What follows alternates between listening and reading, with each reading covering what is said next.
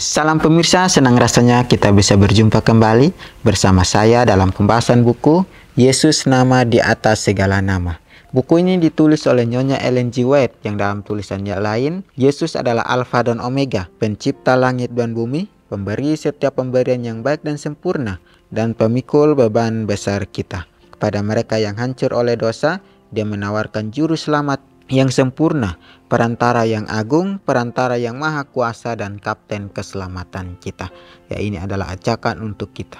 Dan biarlah kita mempunyai akan suatu misi yang sama untuk datang kepada Tuhan, menjalankan akan pekerjaannya di dunia ini, sehingga kita boleh menikmati akan berkat yang Dia titipkan dalam kehidupan kita. Dan biarlah dengan berkat yang Dia berikan ini, kita bisa membawa akan keselamatan kepada orang lain juga. Kita akan masuk dalam pembahasannya dengan judul Kubu Pertahanan. Ayat intinya terdapat dalam Zakaria 9 ayat 11 dan 12. Mengenai engkau, oleh karena darah perjanjianku dengan engkau, aku akan melepaskan orang-orang tahananmu dari lubang yang tidak berair. Kembalilah ke kota bentengmu, hai orang tahanan yang penuh harapan. Pada hari ini juga aku memberitahukan, aku akan memberi ganti kepadamu 2 kali lipat. Setiap gereja harus bekerja untuk jiwa-jiwa yang sedang binasa di wilayahnya sendiri dan untuk mereka yang berada di luar wilayah mereka. Anggota-anggotanya harus bersinar seperti batu yang hidup di bait Allah, yang memantulkan cahaya surgawi. Tidak ada pekerjaan acak, serampangan yang tidak karuan untuk dilakukan. Memegang erat jiwa-jiwa yang hendak binasa berarti lebih dari sekedar berdoa untuk seorang pemabuk yang kemudian karena dia menangis dan mengakui kecemaran jiwanya, dinyatakan bahwa dia telah diselamatkan. Pertempuran harus diperjuangkan berulang kali. Ya, baik, di sini di judulnya saja dikatakan kubu pertahanan. Ya, setiap gereja harus bekerja untuk jiwa-jiwa yang sedang binasa. Arti dari sebuah gereja ialah untuk mengumpulkan atau mendengarkan akan seruan orang yang datang kepada gereja itu untuk menyatakan perbuatannya. Ya, bagaimana kita di dalam gereja, kita mau turut mendengar, turut merasakan akan penderitaan-penderitaan itu, ya, sehingga kita dapat mempertahankan akan keselamatan mereka. Kita dapat membawa mereka kepada keselamatan. Ya, orang-orang yang binasa, yang hendak binasa di sekitaran kita, di lingkungan kita, ataupun di manapun kita berada, kita melihat bahwa inilah suatu pekerjaan yang harus kita kerjakan. Kita keluarga Kristen atau orang-orang Kristen, kita tahu bahwa orang yang rindu untuk datang untuk mencari Tuhan, kita tahu bahwa orang yang mau untuk hidupnya diubah, untuk itu kita mau supaya kita menjadi terang baginya. Kita mau menjadi suatu sahabat baginya. Kita mau menjadi suatu keluarga baginya untuk memberitahukan jalan-jalan Tuhan. Ya, orang yang hendak binasa. Jangan kita sudah tahu bahwa dia hendak binasa, akan binasa, tetapi kita membiarkannya. Tetapi sebaliknya kita mau mengambil suatu tindakan atau mengambil suatu pekerjaan ini untuk membawa dia kepada Kristus. Ya, di ayatnya juga dikatakan bahwa aku akan melepaskan orang-orang tahananmu dari lubang yang tidak berair. Artinya Tuhan akan melepaskan orang-orang yang dari binasa kepada keselamatan. Tuhan akan membebaskan atau membawa orang-orang yang tidak mengenal Tuhan, yang tidak mendengar suara Tuhan untuk menjadi murid-muridnya, menjadi anak-anak Tuhan. Ya, betapa pentingnya gereja ini didirikan untuk kita saling mengisi Betapa pentingnya kita saling melengkapi, menguatkan antara satu sama yang lain. Sehingga orang yang hendak binasa ini tidak lagi di dalam kebinasaan, tetapi masuk ke dalam keselamatan. Masuk ke dalam hidup yang baru. Ya, anggota-anggota juga harus mempunyai sinar cahaya yang terang, sehingga dapat menyinari akan orang itu. Sehingga orang itu juga tahu bahwa kita diberkati Tuhan. Orang tahu bahwa kita diberikan pekerjaan oleh Tuhan untuk membawa orang-orang yang tidak mengenal Tuhan. Nah, kita mempunyai janganlah kita menghilangkan akan harapan untuk membawa orang-orang ini. Tetapi kita mau kembalikan harapan ini untuk terus melakukan yang terbaik dalam kehidupan kita. Nah, tadi dikatakan bahwa anggota-anggota harus bersinar seperti batu yang hidup di bait Allah yang memantulkan cahaya surgawi. Kita keluarga Kristen, kita orang-orang yang sudah mengenal akan kebenaran. Jangan kita mau menyimpan suatu kebenaran itu hanya untuk kehidupan kita sendiri. Tetapi biarlah kita mau menggunakan kesempatan, mau memberikan akan terang itu kepada orang lain juga. Sehingga tidak ada lagi pekerjaan atau tidak ada lagi hambatan untuk kehidupan kita. Karena terang itu kita sudah berikan kepada orang yang mau mencari Tuhan. Kita jangan kehilangan harapan. Kita harus kembalikan akan kehadiran Kristus itu di dalam kehidupan kita. Sehingga apapun yang kita mau bagikan kepada orang di sekitar kita, mereka bisa melihat Tuhan ada di dalam kehidupan kita. Ya, tidak ada pekerjaan yang acak, serampangan yang tidak karuan untuk dilakukan. Ya, tidak ada pekerjaan yang dicampur aduk, tetapi pekerjaan yang diberikan Tuhan, satu pekerjaan yaitu membawa keselamatan kepada orang-orang yang hendak binasa, kepada orang-orang yang mau mengenal akan kebenaran Kristus.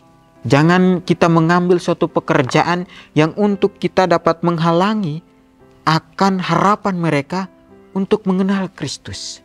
Tetapi bila mana kita mau untuk pekerjaan dapat mengambil akan kehidupan mereka kepada kehidupan yang baru, pelajaran yang baik untuk kita. Biarlah kita selalu memegang erat jiwa-jiwa yang rindu akan mengenal Kristus.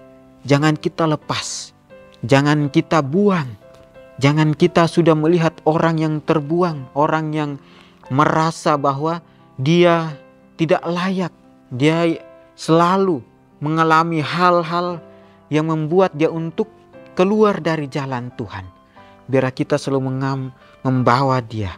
Kita mau mengobati hatinya yang luka itu untuk lebih dekat lagi kepada Tuhan. Begitupun di dalam kehidupan kita pribadi lepas pribadi. Pekerjaan ini penting di dalam kehidupan kita. Kita adalah anggota-anggota gereja. Biarlah kita selalu memantulkan akan terang yang berasal dari surga itu.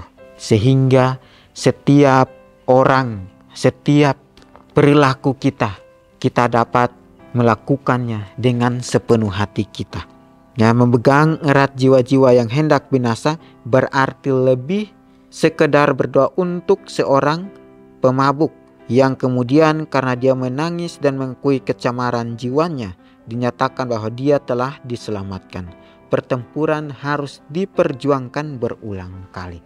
Ya, seringkali kita selalu memperjuangkan akan hak kita sendiri. Tetapi yang Tuhan ajarkan kembali dalam kehidupan kita, kita mau memperjuangkan akan hati orang lain.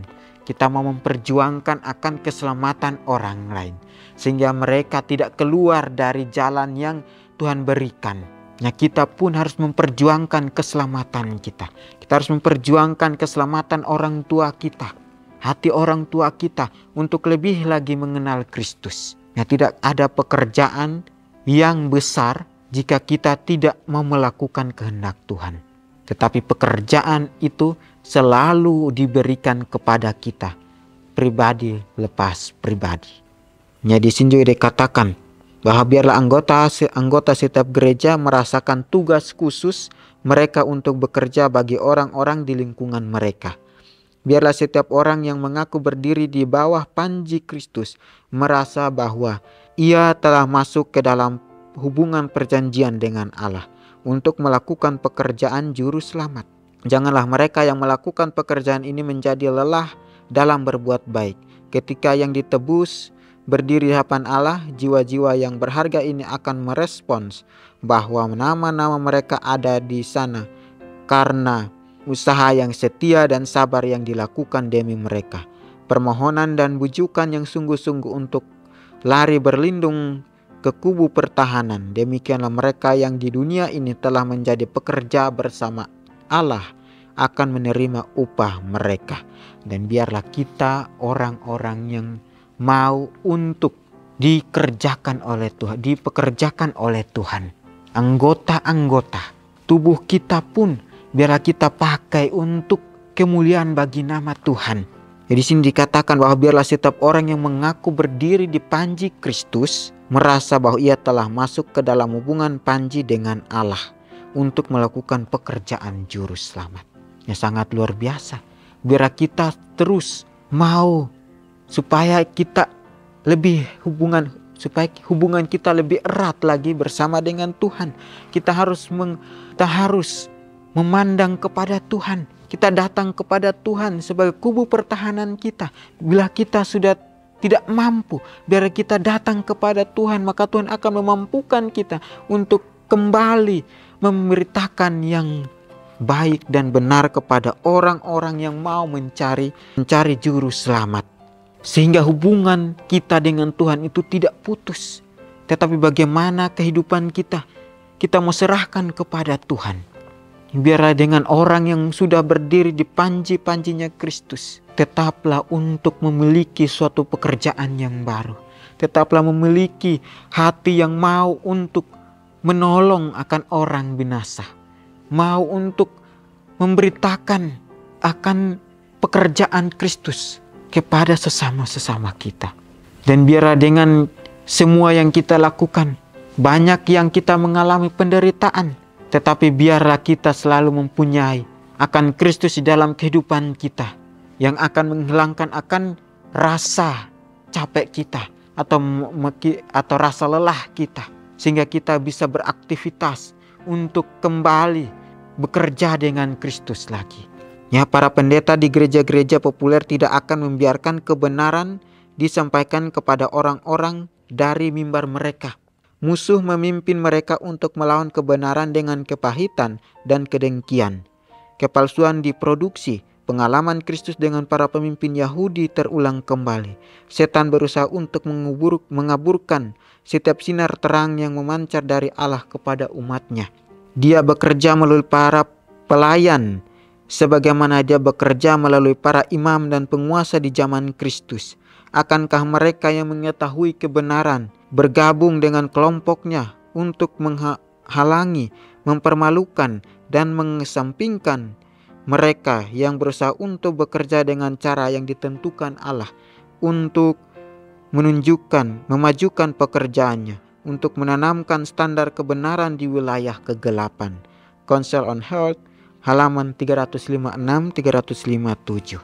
Renungkan lebih dalam, bagaimana agar saya tidak menjadi lelah dalam berbuat baik ketika bekerja dengan orang-orang yang secara konsisten berjuang untuk tetap berada di dalam benteng Tuhan? Baik, di sini dikatakan para pendeta dari gereja-gereja populer tidak akan membiarkan kebenaran disampaikan kepada orang-orang dari mimbar mereka. Karena apa? Karena mereka pun tidak mau melakukan. Bahkan kita pun tidak mau melakukan, walaupun kita sudah menyampaikan pekabaran Tuhan, menyampaikan firman Tuhan. Tetapi bila kita mau pekerjaan itu, kita mengerti akan firman Tuhan, maka kita akan membagikan akan kebenaran itu kepada orang-orang. Jangan kita menghalangi mereka untuk datang kepada Tuhan. Jangan kita menghalangi untuk mereka punya harapan kembali lagi. Tetapi biarlah apa yang kita sampaikan ini, kita boleh memperjuangkan akan kehidupan mereka, akan pertobatan mereka untuk datang lagi kepada Tuhan. Kita mau supaya orang-orang ini dapat belajar mengenal lebih dalam lagi, supaya mereka tahu bahwa kehidupan mereka setiap hari dituntun oleh Tuhan. Nah, setan berusaha untuk menghancurkan pekerjaan Tuhan. Setan berusaha untuk membawa orang-orang itu kembali lagi ke tahanannya. Tetapi Tuhan katakan, dengan janji yang Dia berikan di dalam kehidupan kita, Dia akan membawa orang-orang itu kembali ke dalam kebenaran, ke dalam terang. Tuhanlah yang akan menebus orang-orang itu. Tuhanlah yang akan membawa kita kepada kehidupan yang baru. Dan biarlah kita selalu dekatkan diri kita kepada Tuhan. Dan kita mau bekerja sama dengan Tuhan. Ya, tadi dikatakan juga bagaimana agar saya tidak menjadi lelah dalam berbuat baik. Hanya kita bersandar kepada Tuhan. Jika kita capek atau kita lelah, kita pun mempunyai Tuhan di dalam kehidupan kita. Biarlah kita selalu mengutarakan itu sehingga pekerjaan atau pelayanan ini tetap berjalan sesuai dengan kehendak Tuhan. Setan tidak tinggal diam. Dia akan merekrut kembali atau mengambil kembali orang-orang yang rindu, yang mau datang kepada Tuhan. Orang-orang yang mau melakukan dengan caranya Tuhan, tetapi dihalangi oleh kuasa kegelapan. Biarlah kita selalu mempunyai akan Kristus di dalam kehidupan kita, mempunyai akan kerendahan hati kita dengan mau bertobat setiap harinya. Maka Tuhan akan memberikan kita suatu janji yang baru. Dan biarlah dengan firman ini kita dapat pelajari bersama-sama bahwa Yesus adalah kubu pertahanan kita. Yesus adalah sahabat kita. Biarlah kita selalu datang hanya kepada Tuhan saja. Dan kita tetap memperjuangkan akan hati orang untuk datang kepada Tuhan. Kita tetap memperjuangkan akan pertobatan mereka, akan keselamatan mereka. Untuk mereka terus mau mengenal akan juru selamat. Nah, inilah nasihat firman Tuhan di dalam kehidupan kita. Biar meskipun kita lelah, tetapi biarlah kita melakukan dengan sukacita. Ya, pelajaran yang sangat baik untuk kita lakukan di dalam kehidupan kita. Biarlah kita mempraktekkan itu setiap harinya. Ambil pilihan kita hari ini. Karena di mana kita berdiri nanti adalah pilihan kita saat ini. Ya pemirsa, inilah nasihat firman Tuhan. Kita akan berjumpa lagi di kesempatan yang berikutnya dan Tuhan memberkati.